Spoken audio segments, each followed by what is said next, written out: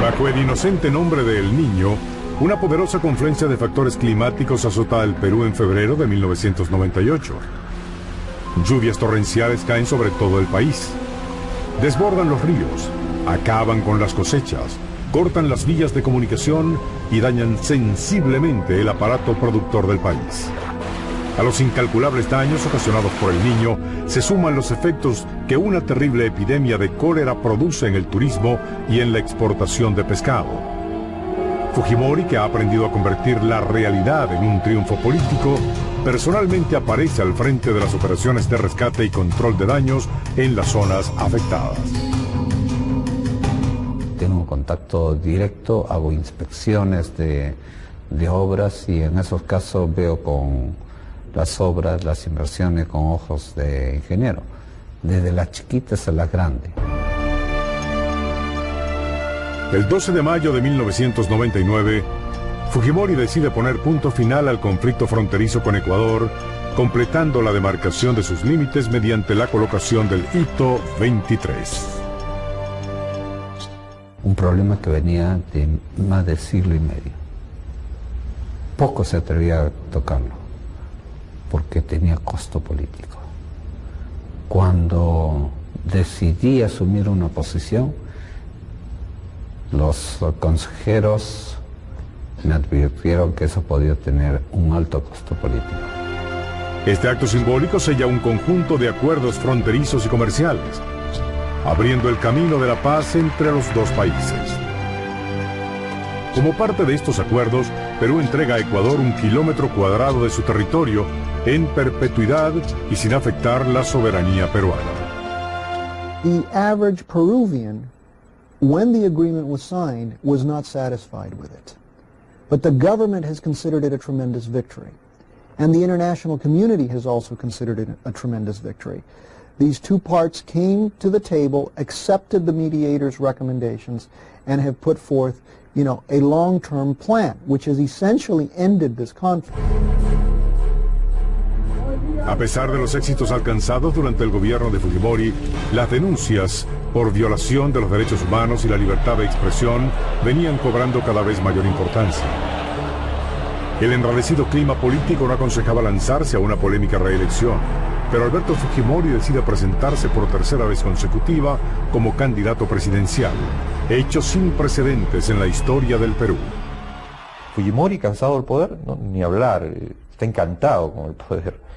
¿No? Le fascina el poder, es evidente que el poder lo estimula, lo alimenta.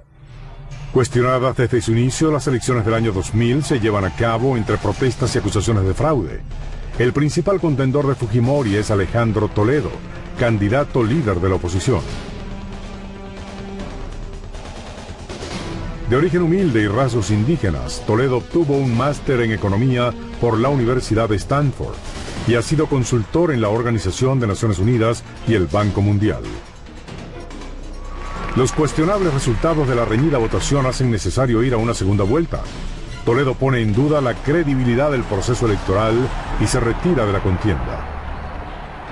Alberto Fujimori, ahora único candidato, gana las elecciones en medio de fuertes críticas internacionales. He's trying to maintain a power that is not based in political parties, in political structures that democratically elected and controlled, but in family structures, no, and in enforcement of power through force. El 28 de julio del 2000, Alberto Fujimori es juramentado para su tercer mandato presidencial. Lima se convierte en escenario de manifestaciones y hechos de violencia. El escándalo provocado por un video difundido por la oposición, donde el asesor de inteligencia Vladimiro Montesinos soborna a un congresista opositor, lleva a Fujimori a una situación insostenible. Y al ser solicitado por la justicia peruana, Montesinos huye del país. El 16 de septiembre de ese año, Alberto Fujimori llama a nuevas elecciones y anuncia su decisión irrevocable de no participar en ellas. A elecciones generales. Apenas 2 meses después, Fujimori hace una inesperada visita a Japón. y desde allí, para asombro de todos, renuncia a la presidencia. El 23 de febrero de 2001, Alberto Fujimori es inhabilitado por el Congreso peruano para el desempeño de cualquier cargo público durante 10 años. Un nuevo proceso electoral lleva a Alejandro Toledo a la presidencia el 3 de junio de ese año. Pocos días más tarde, Montesinos es capturado en Venezuela y trasladado al Perú, donde se le juzga por soborno y corrupción. Criticado o defendido, temido o admirado, condenado o imitado, Alberto Fujimori ha pasado a ser parte de la historia del Perú contemporáneo. Alberto Fujimori is a man who has used the language of democracy to govern as a dictator. I think he put order in several things with a very high price. El sistema político se había suicidado. Lo que él ha hecho es hacerle la autopsia al cadáver. Él es uno de los políticos más hábiles que ha conocido la historia del Perú del siglo XX. Mientras la verdad comienza a darle paso al mito, Alberto Fujimori aguarda a que la historia dé su veredicto acerca de un hombre que convirtió el trabajo de presidente en un ejercicio matemático. Fujimori permanece en Japón y trata de convencer al mundo de su inocencia. La justicia peruana hace esfuerzos por extraditarlo, pero Japón responde una y otra vez que por ser ciudadano japonés, sus leyes no le permiten entregarlo. Pero parece que la voluntad de poder de Fujimori es más fuerte que cualquier persecución. Por lo pronto yo tengo permanentemente esta intención de reingresar a la política peruana. Hay muchos ciudadanos que me apoyan, me respaldan, porque pueden comparar fácilmente la obra de mi gobierno con las de otros presidentes. En noviembre de 2005 viaja a Chile con la intención de lanzarse de nuevo a la presidencia del Perú. Para que no quede duda alguna que arribaré en el momento oportuno al Perú. El pueblo no quiere fujimorismo sin Fujimori. Pocos días después es apresado por solicitud de las autoridades peruanas. Se le acusa de varios delitos: grabaciones ilegales, desvío de fondos, corrupción. Pero la acusación más fuerte es el asesinato durante su gobierno de 25 personas por parte de escuadrones de la muerte, en los casos conocidos como Barrios Altos y La Cantuta. En Chile permanece 2 años tratando de evitar que lo extraditen. Mientras tanto, sus partidarios ganan 13 asientos en el Congreso peruano, incluyendo uno para Keiko, la hija de Fujimori. Desde la cárcel contrae matrimonio con Satomi Kataoka, una magnate hotelera japonesa.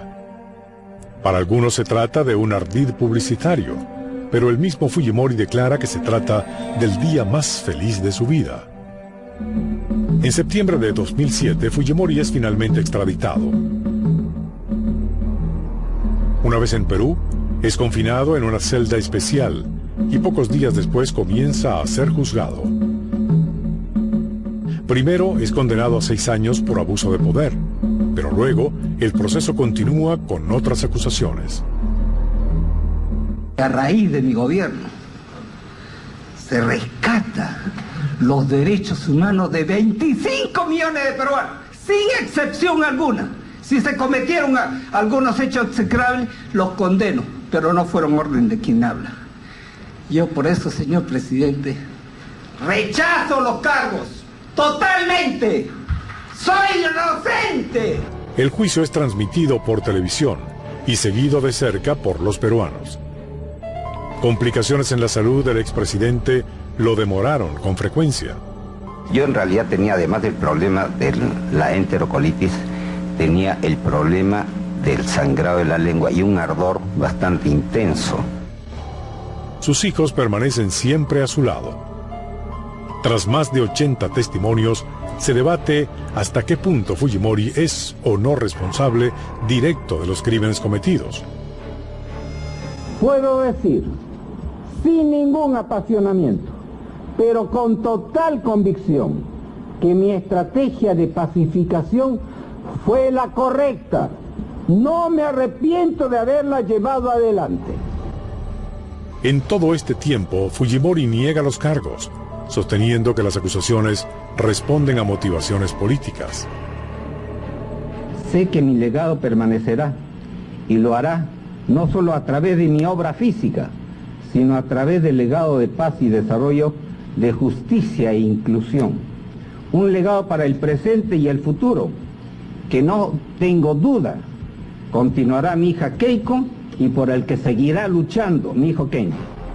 En un momento, el acusado asume su propia defensa, pero no puede evitar lo que resulta inminente. Los mencionados delitos de homicidio calificado y lesiones graves constituyen crímenes contra la humanidad según el derecho internacional penal. En abril de 2009 se le encuentra responsable de las acciones de Escuadrones de la Muerte y se le sentencia a 25 años de prisión.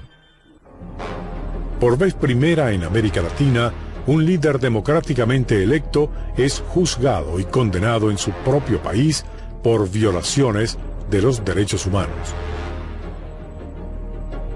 Keiko, su hija, abandera la defensa de su legado y el anhelo de quienes ven en su gobierno un tiempo de conquistas para los peruanos.